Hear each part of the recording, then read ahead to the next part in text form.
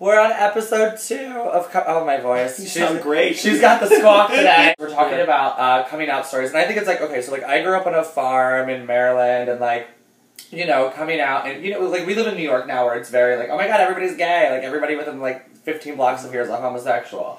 But like there's people like who are younger than us, not much because we're very young. But there's people who are younger than us who live in parts of the country where it's kind of hard to like come out or whatever, and everybody has their own journey and their own story. So, tell us like a little bit about yourself. Where you come from, girl? I didn't grow up on a farm, although I feel like that would I feel like you would be a farm boy. Honestly, everyone in New York is always like, what are you from, you know, Iowa or something? And I'm like, no, I grew up in Westchester County. Like, oh, you're a New Yorker. I'm a New Yorker, yeah. Oh, okay. I didn't know this about you. Westchester County. I tweeted about Applebee's this morning because I feel like that's such a like Westchester thing. I grew up in town of Mount Kisco in Westchester, and I went to like a regular all-American like high school where, you know, football was the coolest. Did you play football?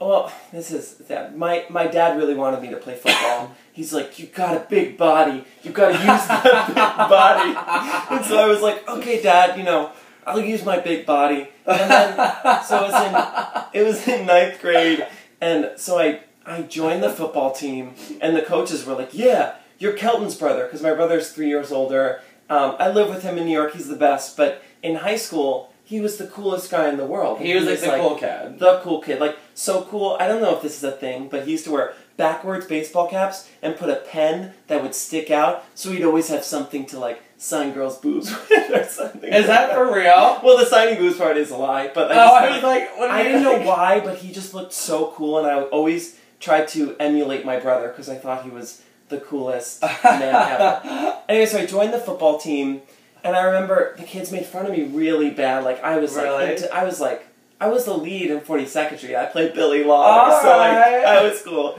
Come on along and listen to. Yeah, I love that show. It's a great show. Tap dance on a dime. That's okay. That's to me. If you've ever seen 42nd Street, the tap dancing is more athletic than football. I think. I agree. Those bitches are working it for you. Yeah, it's hard. I agree. It's hard. Yeah. So I was athletic in the tap dance, but dance. not in the football sense. So I joined the team. Kids made fun of me, and it sucked because they were all like, I literally remember this quote. They were like, "You just joined so you could stare at our asses," and I was kind of like, "Well, yeah." Well, I didn't think of that at first, but that's a great idea. That's a great point. So, and then after practice one day, this kid was like, I can help. He was like, man, my hair is so like gooey and nasty after practice. And I was like, well, do you use gel or hairspray? And I was like, my moment to like help the team. And he was like, I use gel. I was like, dude, you gotta use hairspray. It's much better. It's bad for the environment, but better for your hair. Well, yeah, it's fine. Like a nice Aquanet spruce does the body good. Absolutely. Yeah. What are you wearing? Well, this is like some Dwayne Reed like goop. This is like bullshit. I think it looks good. This is like I rolled out of bed and knew Mike Kelton was coming to my house, so I had to try to make myself look not a mess. You look great. You look great. Thanks. You look great. Thanks. Anyway, so it like kind of it sucked, and then I ended up like skipping practice and hiding behind the gym, so like I could like be there and like then run out pretending like I went to practice, and then I told my dad, I was like, I can't. Yeah, like I can't do that. It was terrible. Anyway, so I went to this school in like regular varsity blues kind of thing, and I hated it because people were not nice, you know. Yeah. So I was like, I gotta get out of here. So I researched on my I had one of those iMacs. Remember with the big blue thing? Yeah. Oh yeah. The gel mouse pad. I got you, girl. I got you. So I researched there was a school in the city called PPAS, and it was Professional Performing Arts School. Is it the one right down the street? Right down the street. Yeah, And I researched auditions, and I snuck into the city, and I sang Giants in the Sky, and I got in. I used my uncle's address in the city, and then I went to Mom and Dad. I was like, guess what? I got into the school in New York City, and they were really supportive, and they were like, all right, go. Still wasn't out yet. My first day of school at PPAS, I knew I was gay, always knew I was gay, but I never said it. Sure. And this girl was in humanities class, the most nervous I've ever been in my entire life. Looks pit stains for days. What grade was this? 10th grade. So your second year of high school. Okay. Mm-hmm. This girl, Helen Cyrenakis, who I still am friends with on Facebook. Hey, what up, girl? Tweet the video. Tweet the video, please. She doesn't have that many followers. It's fine. It's a no. Don't, Helen, you're fine. Your followers Still tweet it, please. You're worthy. We love you. Anyway, so she turns around in humanities class, and I was so nervous. And she goes, "You gay? Oh, you gay?" And I go, just she said it like a Russian woman, like yeah. Was that Russian? Well, she was like. Or like ghetto. It was a ghetto, but I don't know how to do that. Like a ghetto Russian. Like a ghetto Russian. Anyway, she was like, "You gay? You gay, right?" And I go, "Yeah." And she goes, "Good, that's what I thought." And turns back around. And then I was like, I said it. You're like, I just said it out loud. I did it. 2 weeks later, I told my best girlfriend from Westchester. Mm-hmm. She was like, "Of course, I knew it. I wanted to date you. I knew you were gay. My mom let you sleep over because you're a guy." I was like, okay. Well, I'm glad you know, and I'm glad you're supportive of me. I had a friend like that in like 5th grade. I was allowed to do sleepovers with her because like our parents knew that I was, you know, my mom was like, "It's okay. Yeah, he can come over." They knew, but like it was like just not said ever. It was like Marty's the gay friend, and we would watch like Princess Diaries or some stupid shit like that. And have the best time of your life. Right? Yeah, I wanted to be in popcorn. Yeah, and just like, oh, the best. Swim in the pool. Like it was major. I love it. I was like the little girlfriend. Me too. We were. High five! Yay! We're girlfriends. So I told her, and then I remember I sat my mom down, and my mom is so fun, but like kooky. We'll use kooky. Kooky. I sat her down in the living room, and I don't know why, but I felt like I should like kneel down like a peasant or something. I was like, "Mom, what I'm about to say is not going to change anything." Like on your knees? Like literally on my knees, like grasping her knees, like for forgiveness. Oh, you're so dramatic, and I love it. And I was like, I love you so much. What I'm about to say doesn't change anything, but I'm gay. I'm gay.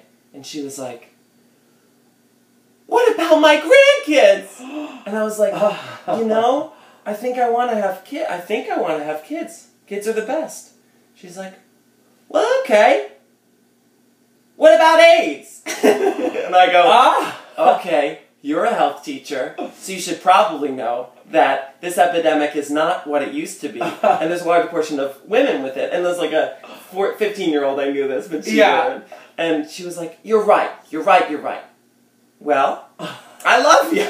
I love like the wheels like turning in her head. Like, okay, one of the two things that like a mom's gonna get upset about. My mom was kind of like the same way. She was very much like, "Well, I want to have grandkids." And I'm like, "Sure, I gotta get like a sick ass husband first. Sick ass husband first."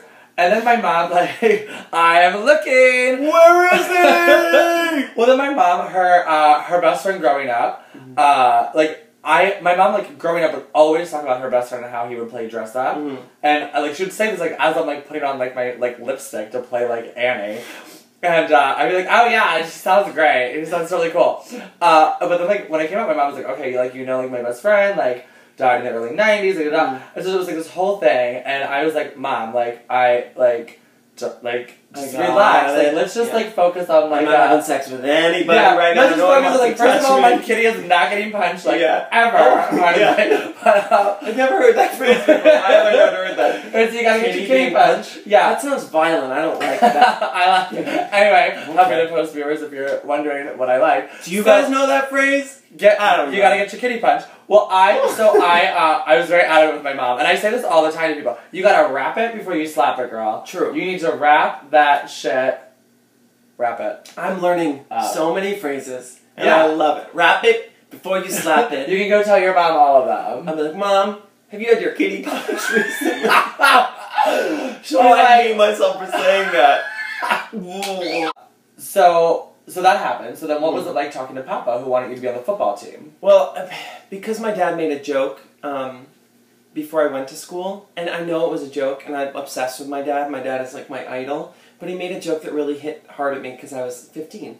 And he said, "Don't go to this." We were sitting watching Letterman, which is my dream to have my own late night show, which I will have one day. That's a plug for myself. Anyway, so my dad was like, "You're not going to go. Don't go to this school and come back and tell me you're gay."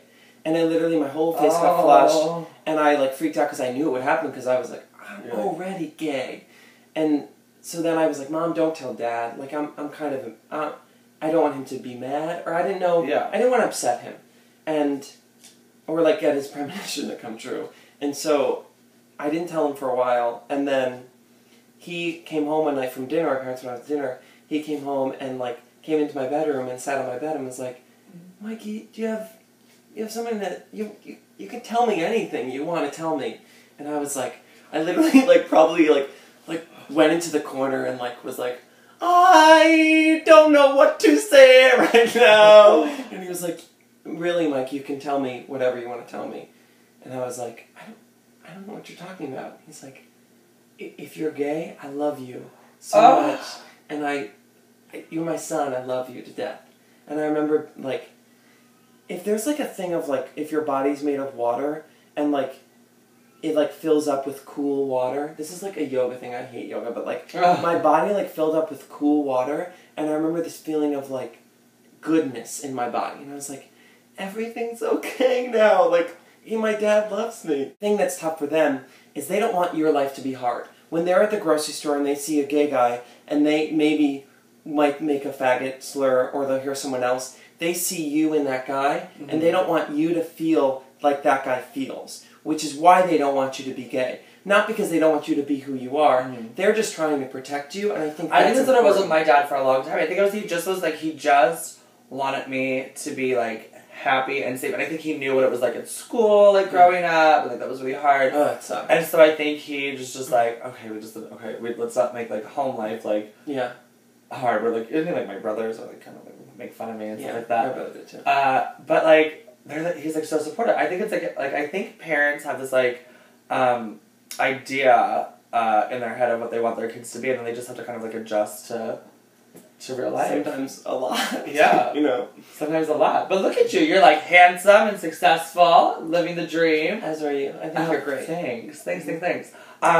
So like really quick before we wrap up, like okay, so you got through like the family stuff, like with the parents, and then you were already out in high school. So like, how did you like once you came out? Like, what was it like in high school? Like the rest of your experience, was it just kind of like, here I am, I'm gay? On top of being gay, I've always been like a strange noodle. You know, like I'm like kind of like a weirdo. I ran for class president in freshman year, and my speech was about sponges that lived in an oven, and one sponge got out and like got lost on the kitchen floor, and like this man helped him. Anyway, regardless, I won when I was president in my freshman class, and I've always been strange. So like, I think more so it allowed me to embrace more of myself, because that was the one thing I was lying about to people. So when you're honest about everything, you really embrace the individual that you are, and that's, I mean, what's led me to do like what I'm doing now, which is so fun and embracing like we're weirdos. We're awesome weirdos. Yeah. And I love it. I love being an individual and not trying to conform to what anyone wants to think of me. Sure. You know, that's why everyone should follow me on Twitter. That make you weird and not accepted right now within your like 13, 14, 15-year-olds is what's going to make you the coolest fucking person in the world when you grow up. And if you keep on to those things and you're honest with those weird things, like if you love putting stickers on the ceiling because they inspire you, those are the things that are going to make you the head of a company one day, because you see things in a different way than other people, and perspective is the best thing in the world. To have a different perspective is genius, and that's why people like Woody Allen, and Woody Allen's like my favorite, and Ellen DeGeneres are amazing because the way they see life is amazing. So just keep being yourself and embrace it, and eventually other people will embrace it. And love yourself, and follow me on Twitter. We'll love you. Awesome. Thank you so much, Shady. Thank you for being here. And we'll see you in our next episode. Bye.